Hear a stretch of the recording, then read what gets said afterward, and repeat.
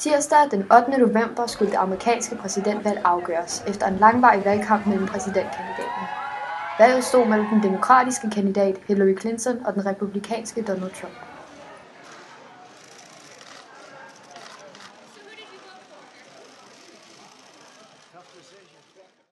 I forbindelse med det amerikanske præsidentvalg havde elevrådet på Egedal Gymnasium og HF arrangeret, at eleverne kunne overnatte på skolen og følge med i valget direkte. Hele 250 elever var mødt op til arrangementet. Hvorfor har du arrangeret det her arrangement? Jamen, vi har valgt at arrangere valgaften her på gymnasiet, fordi vi synes, det er en god mulighed for, at folk møder hinanden på tværs af klasser og årgange. Og så er det også meget godt, når der er så mange, der følger med i valget, og det er jo ret interessant valg i år. Så vi synes bare, det var en god mulighed for at samle gymnasiet og prøve at skabe noget nyt samvær her.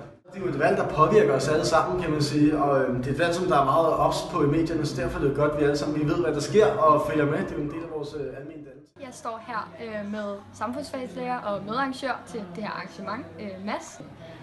Så jeg vil egentlig bare spørge, hvem tror du egentlig, der er størst chance for vinder det her præsidentvalg? Jeg tror, der er størst chance, 87,5% for, at Hillary Clinton vinder. Og hvad vil du sige grunden til det her? Det tror jeg, fordi jeg tror stadigvæk, der er nogle fornuftige amerikanere til det. Tror du vinder valget? Trump eller Hillary? Det bliver en Hillary Clinton den her gang. Jeg tror, at Trump vinder. Trump. Det gør Hillary. Jeg tror desværre Trump i øjeblikket. Jeg kunne ikke købe mere derinde, men det samme her. Jeg tror Trump.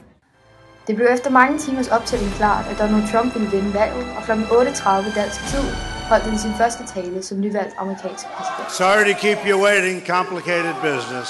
Complicated.